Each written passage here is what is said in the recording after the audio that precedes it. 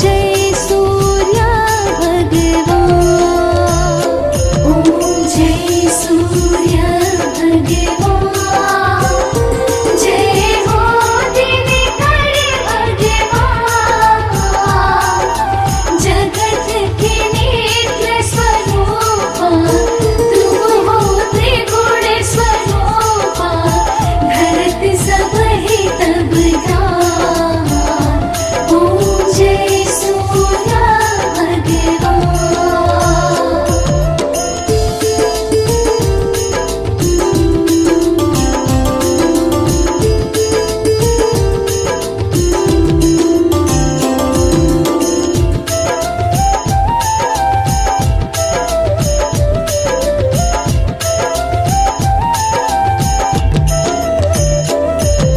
सारथी अरुण हो प्रभु तुम, श्वेत कमल धारी, तुम चार भुजाधारी, अश्व है सात तुम्हारे, कोटि किरण पसारे, तुम हो देव महान, ओम जय सूर्य भगवान।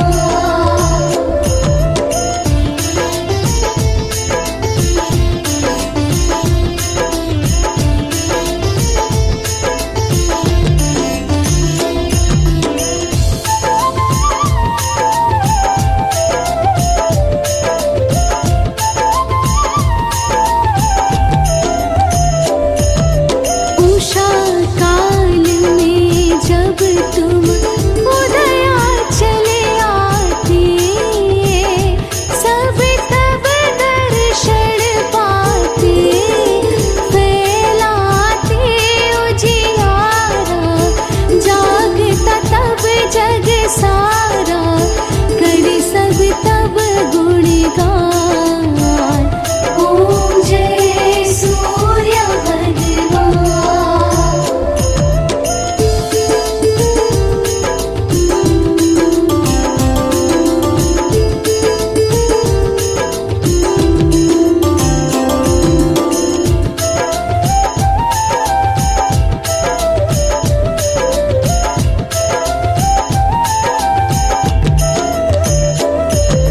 संध्या में भुवनेश्वर अस्ताचल जाते, गोधन तब घर आते, गोधूली बेला में, हर घर हर आंगन में, हो तब महिमा ज्ञान, ओम जय सूर्य भगवान।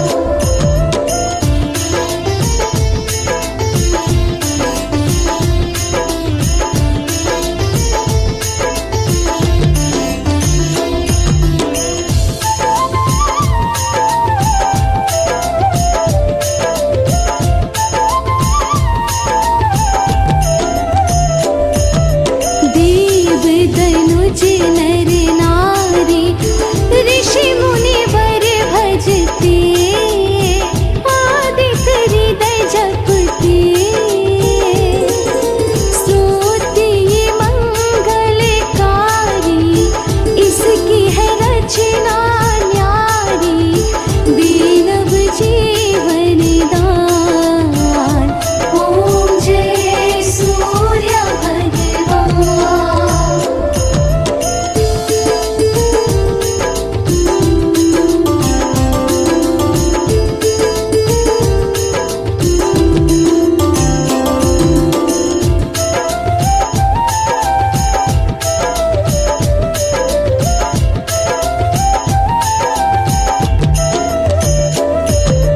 तुम हो त्रिकाल रचियता, तुम जग के आधार, महिमा तब अपरंपार, प्राणों का सिंचन करके, भक्तों को अपने देते, बल बुद्धि और ज्ञान, ओम जय सूर्य भगवान।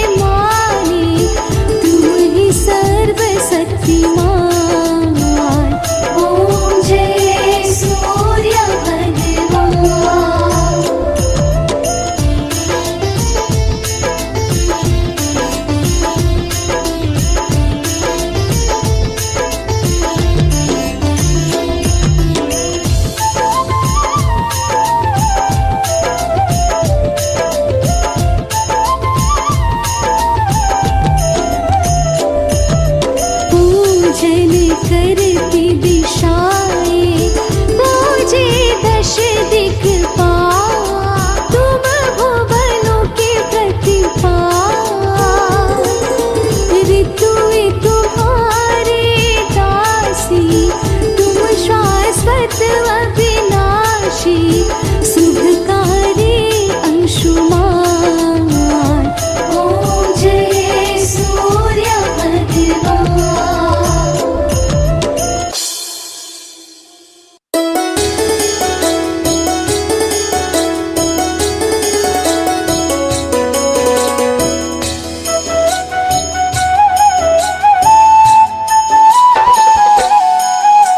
सूर्य नारायण देवता, देव तुम साकार, अद्भुत तेज को आपके नमन है सौ सौ बार। सात घोड़ों के रथ पर आते हो असवार, पूर्व दिशा से आए थे प्रकाशित हो संसार। स्वर्ण मुकुट है शीश पर, तिलक लगा है भाई, अद्भुत अनुपम तेज है गलमुक्तन की माल। सोने जैसी आभा है पीतांबर परिधान, नौ ग्रहों में श्रेष्ठ है सूरज देव भगवान। हे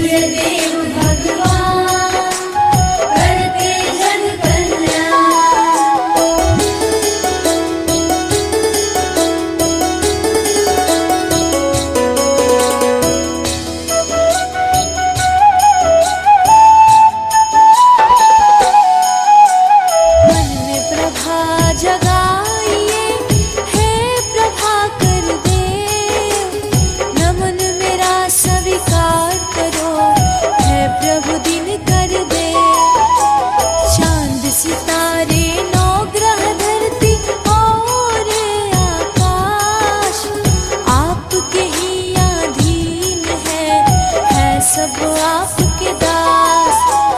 पवन पुत्र ने आपके चरणन शीस नवाए, फिर हनुमंत को आपने शिष्य धलिया बनाए। शनि देव जी आपके पुत्र परम है कहाए, परम विरोधी आपके शनि देव कहलाए।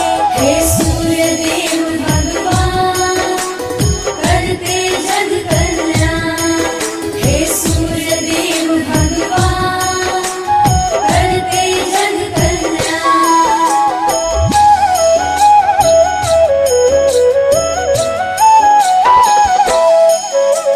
त्रिलोकी में आप ही भानु करते राज, भक्त जनों की राखते दिन कर देवालाज। उपकारी परम प्रभु करते सदा उपकार, पूजन आपका कर रहा यह सारा संसार। गुड़ मीठे के भोग को आप करे स्वीकार, झोली फैलाए आए जो करते बेड़ा पार। पुत्रहीन कोई आपको जल का अर्घ चढ़ाए, संतानों का सुख उसे तुरंत प्रभु मिल जाए। हे सूर्य देव भगवान करते जग कल्याण, हे सूर्य देव भगवान करते जग कल्याण।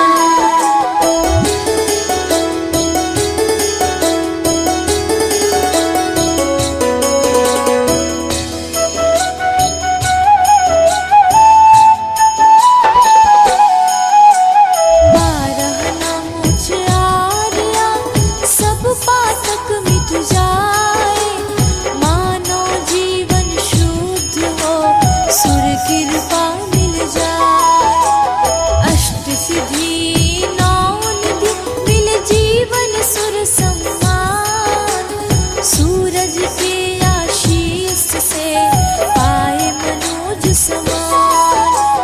अंधकार जग का हरे आप भरे प्रकाश, सृष्टि संतुलित करे श्री भानु महाराज। दिनकर श्री दीनेश जी जगत पिता रविराज, भक्तन के प्रतिपाल हो भक्तन के सरताज। हे सूर्य देव भगवान करते जग कल्याण, हे सूर्य देव भगवान करते जग कल्याण।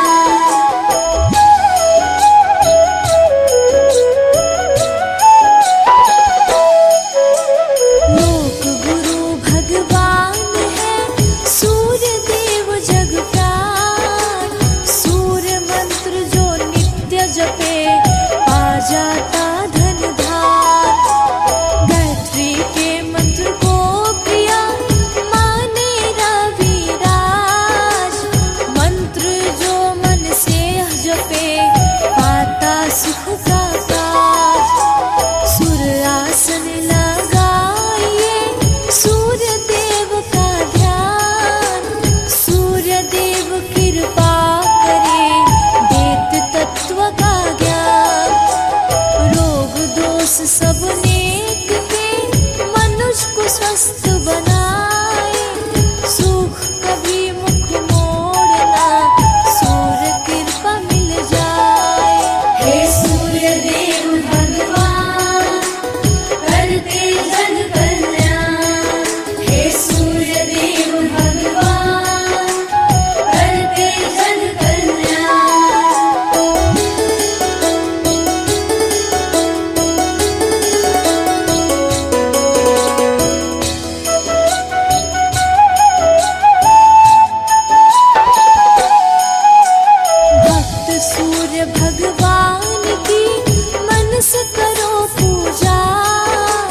जीवन ज्योतिर्मयी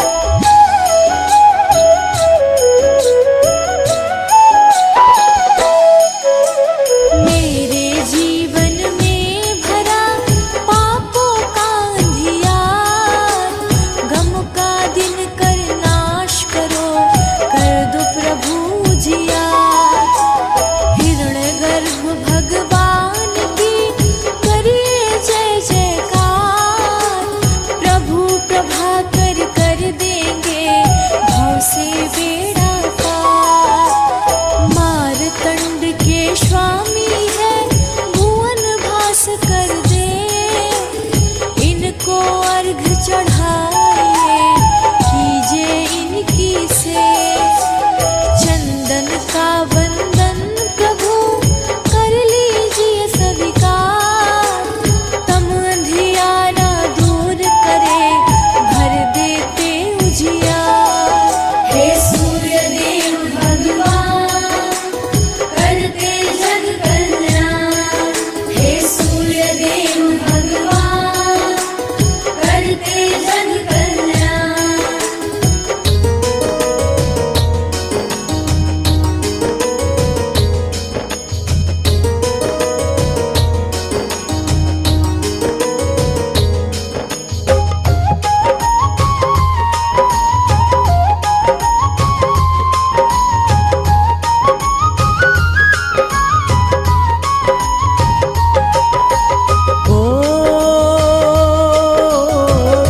जय सविता जय जयति दिवाकर, सहस्रांशु सप्ताश्वति निर्भर। भानु पतंग मरीचि भास्कर, सविता हंस सुनुर विभाकर।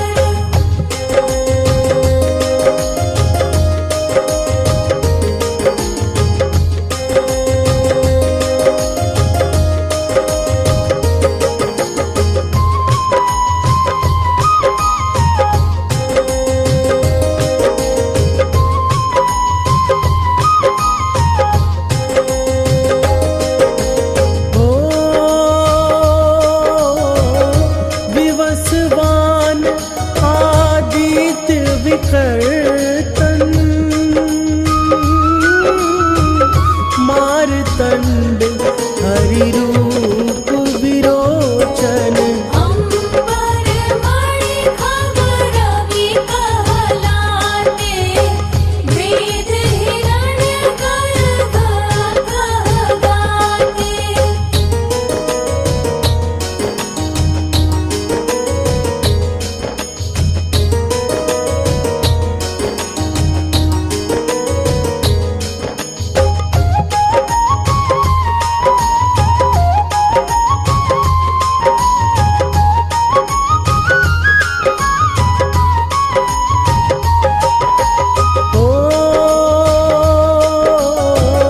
सहस्रांशु प्रधोतन कही कही, मुनिगण होत प्रसन्न मुदलही। अरुण सदृश सारथी मनोहर, आगत है सत्ता चढ़ी रथ पर।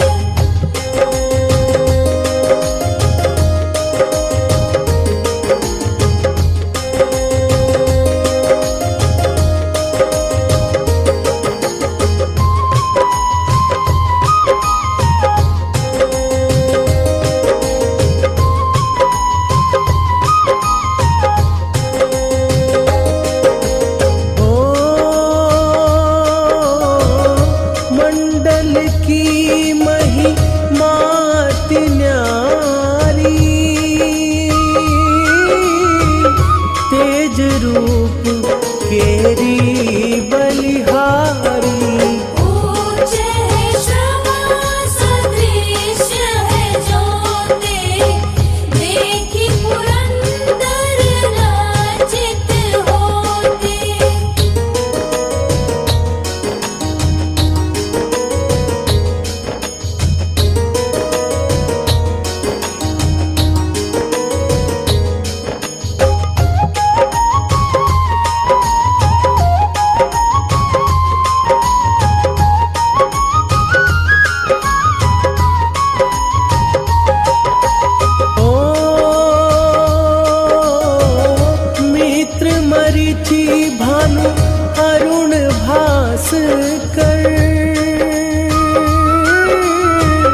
सविता सूर्य अर्क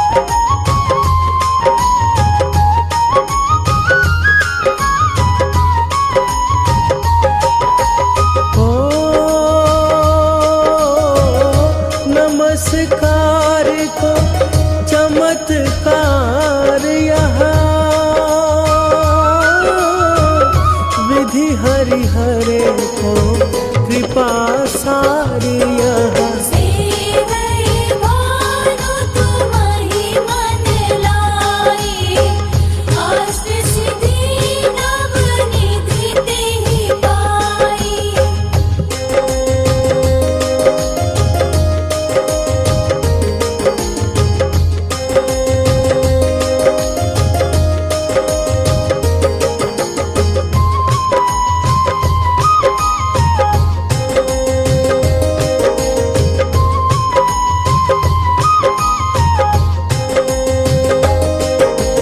ओ 12 नाम उच्चारण करते, सहस जन्म के पातक टरते। उपाख्यान जो करते तब जन, रिपु सो जब लहते सो तेहि छन।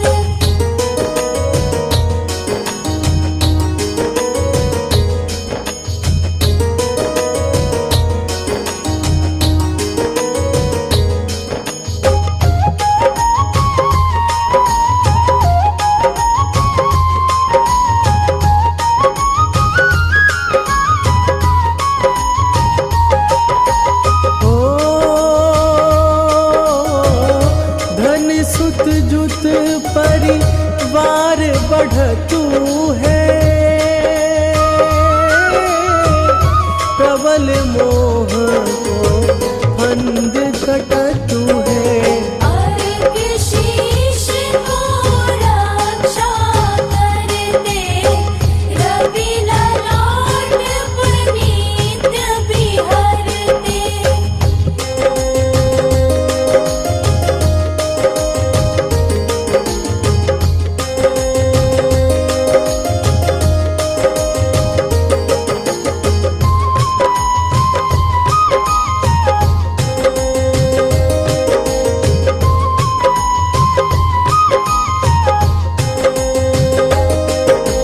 हो सूर्य नेत्र पर नित्य विराजत, कर्ण देश पर दिन कर छाजत। भानु नासिका वस कर हो नित, भास कर करत सदा मुख को हित।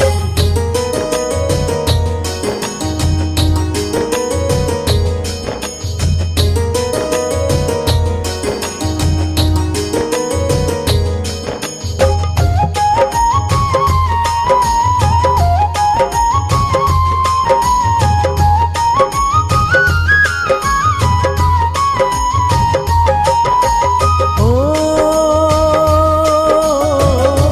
ओठ रहे परिजन्य हमारे, रसना बीच तीक्ष्ण बस प्यारे। कंठ सुवर्ण रेत की शोभा, निगम तेजस हा कांधे लोभा।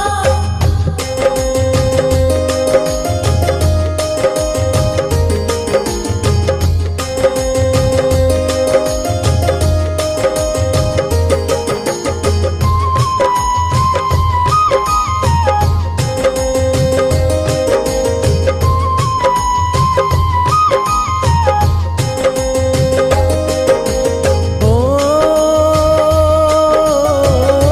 उषा बाहु मित्र पीठ ही पर, त्वष्टा वरुण रहत सूक्ष्म कर। युगल हाथ पर रक्षा कारण, भानुमान उर सरम सूत रचन।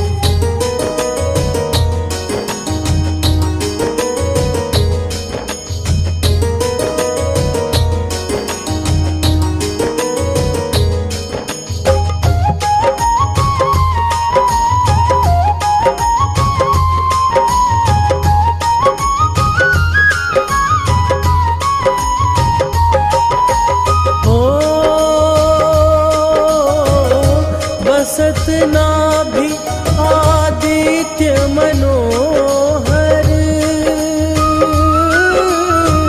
काटी मह रहत मन मुद भर। जंघा गोपति सविता वासा, गुप्त दिवाकर करत हुलासा।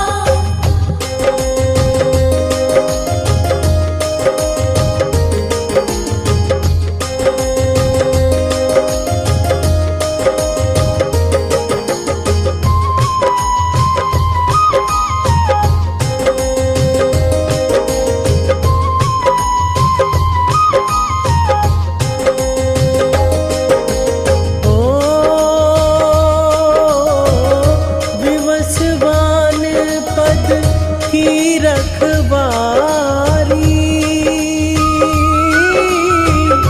बाहर बसते नित तमहारी।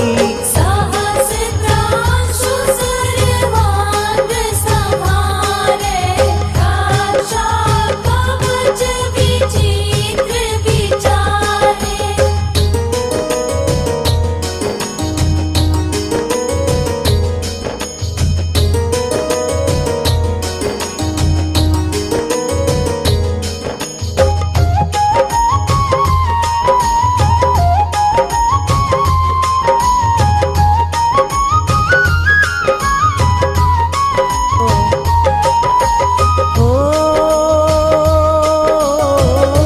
अस जो जन अपने मन माही, भय जग बीच करहूँ तेहि नाही। दारु पुष्ट तेहि कबहु न व्यापै, जो जन आपको मन मह जापै।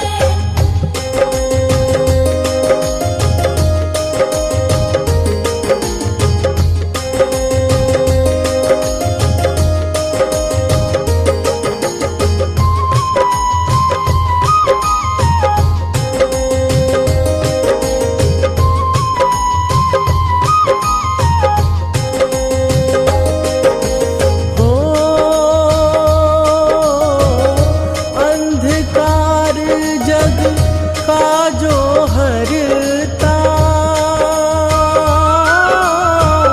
नव प्रकाश से आनंद भरता। ग्रहगण ग्रसित मिटावत जाहि, कोटि बार मैं प्रणमो ताहि।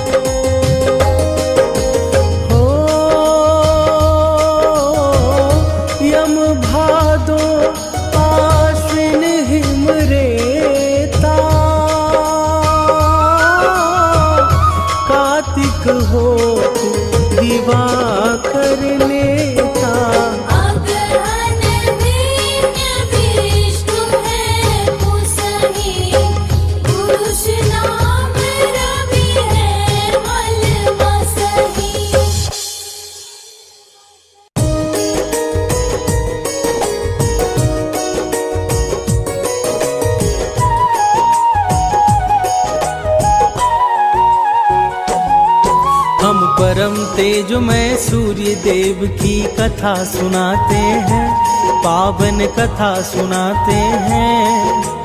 तीनों लोकों के शक्ति पुंज की महिमा गाते हैं, हम कथा सुनाते हैं।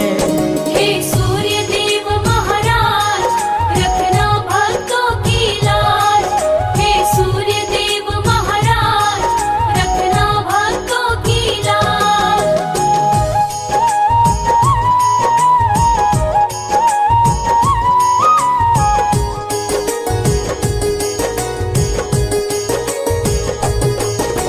सूर्य देव का पावन दिन भक्तों है रविवार। इस दिन आदित्य को पूजता है सारा संसार।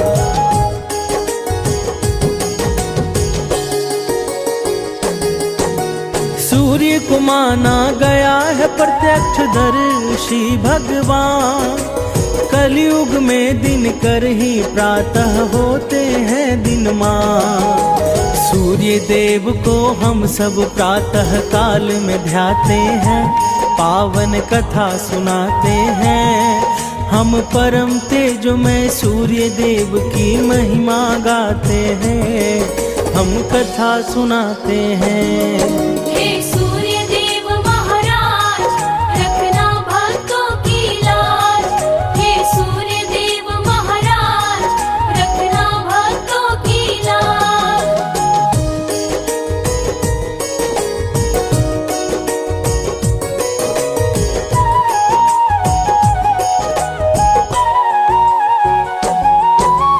सूर्य देव देते हैं दर्शन सप्त किरणों के संग। सूर्य से ही निकलती लालिका इंद्रधनुषी रंग।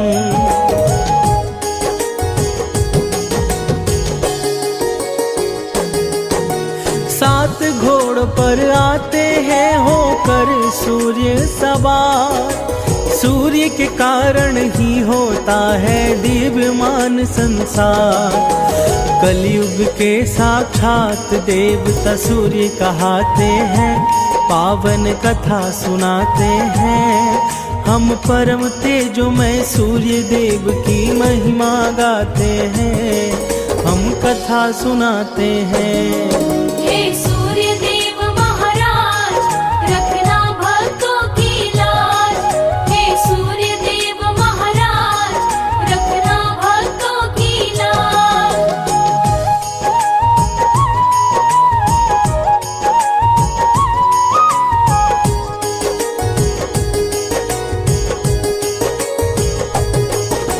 सूर्य देव से ही स्पंदित है इस धरती पर जीवन। सूर्य प्रसिद्धि के दाता है, निस दिन देते दर्शन।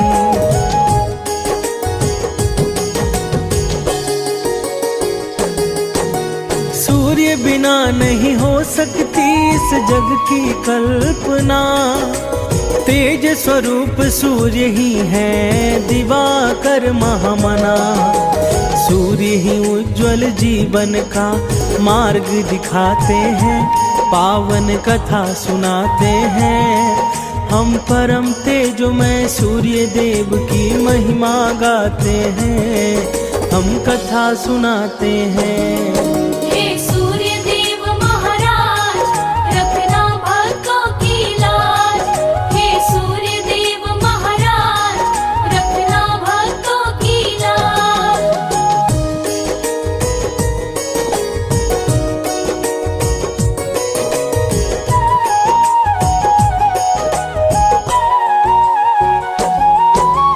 आओ भक्तों सुनते हैं रविवार व्रत की कहानी। सूर्य देव की पावन गाथा को ग्रंथों ने मानी।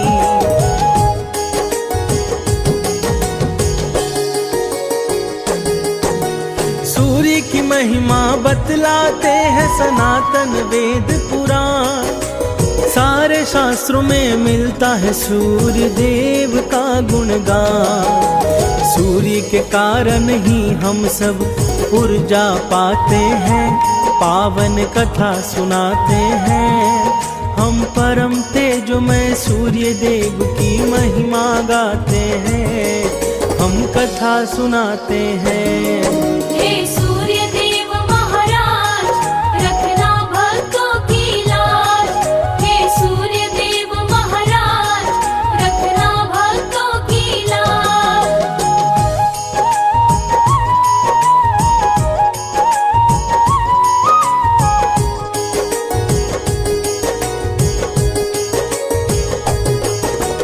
कहता हूँ मैं बात पौराणिक एक कथा अनुसार, सूर्य पूजन करती थी एक बुढ़िया हर रविवार।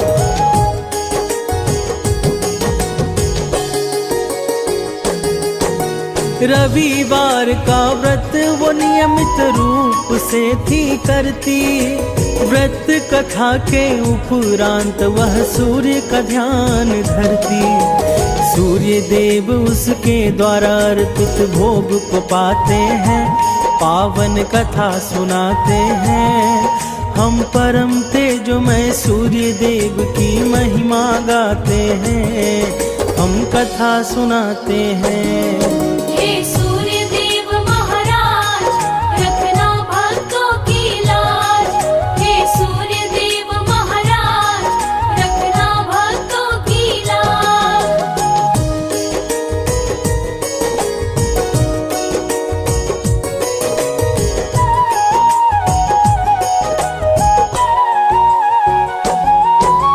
सूर्योदय से पहले उठकर करती थी वह स्नान, अपने घर की स्वच्छता का रखती थी विशेष ध्यान।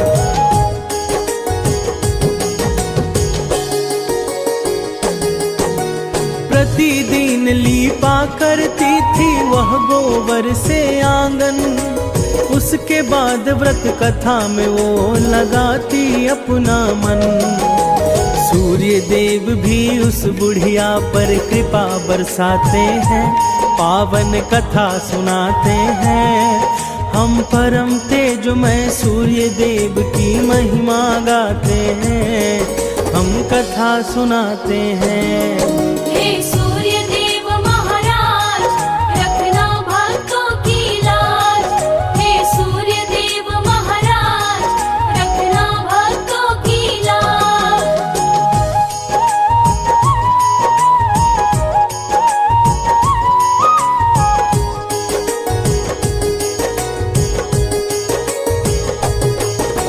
सूर्य को भोग लगा कर वह खाना करती ग्रहण, उस बुढ़िया पर अनुकंपा करते थे सूर्य भगवान।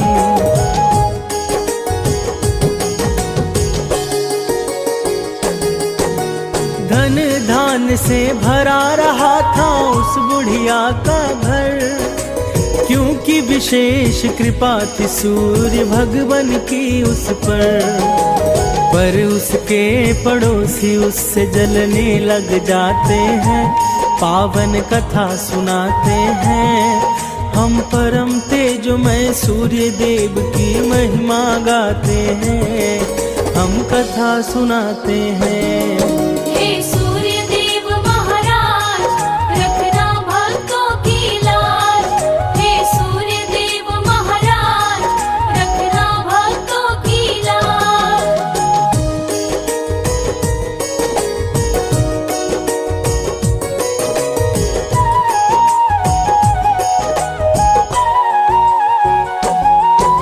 पड़ोसन के आंगन से बुढ़िया गोबर थी लाती, उसी गोबर से आंगन लीप पूजा को बैठ जाती।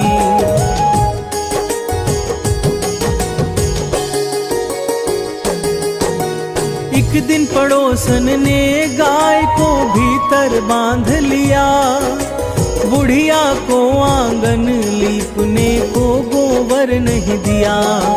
पड़ोसन का व्यवहार उसे चिंतित कर जाते हैं, पावन कथा सुनाते हैं। हम परम तेजोमय सूर्य देव की महिमा गाते हैं, हम कथा सुनाते हैं। हे सूर्य देव महाराज, रखना भक्तों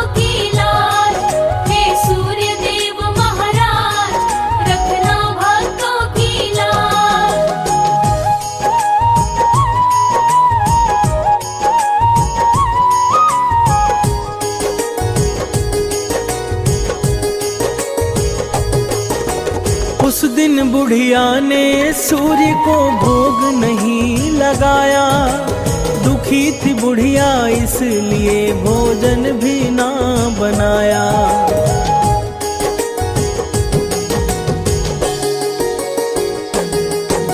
सो गई सोचते सोचते कि करूं क्या अब उपाय।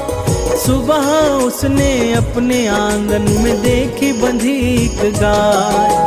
बुढ़िया गाय को देख कर विचलित हो जाते हैं, पावन कथा सुनाते हैं। हम परम तेजोमय सूर्य देव की महिमा गाते हैं, हम कथा सुनाते हैं। हे सूर्य देव महाराज, रखना भक्तों की लाज। हे सूर्य देव महाराज, रखना भक्तों की लाज।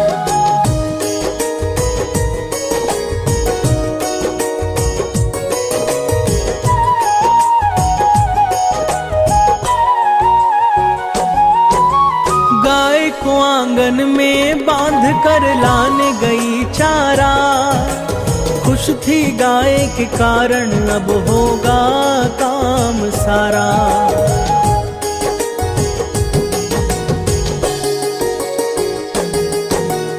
अब उसे गोबर मांगने कहीं नहीं पड़ेगा जाना। गैया के दूध से संभव होगा उसका भोग लगाना। गाय और बछड़ा पड़ोसी को जरा न भाते हैं, पावन कथा सुनाते हैं। हम परम तेजोमय सूर्य देव की महिमा गाते हैं, हम कथा सुनाते हैं। हे सूर्य देव महाराज, रखना भक्तों की लाज। हे सूर्य देव महाराज, रखना भक्तों की लाज।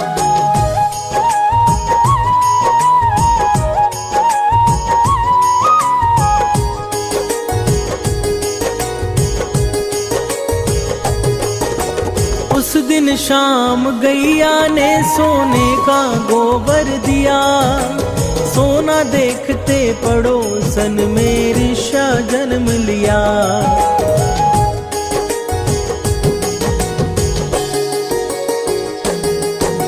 सोने का गोबर उसकी पड़ोसन उठा कर लाई।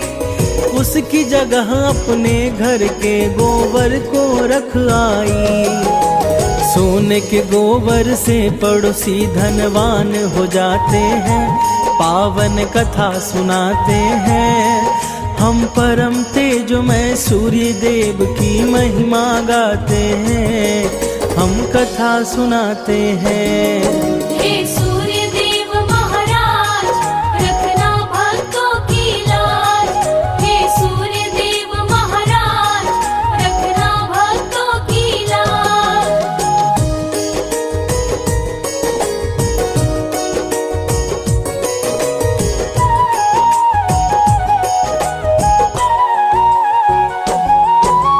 बुढ़िया के उठने से पहले सोना लेकर आती और वहाँ अपनी गैया के गोबर को रख जाती।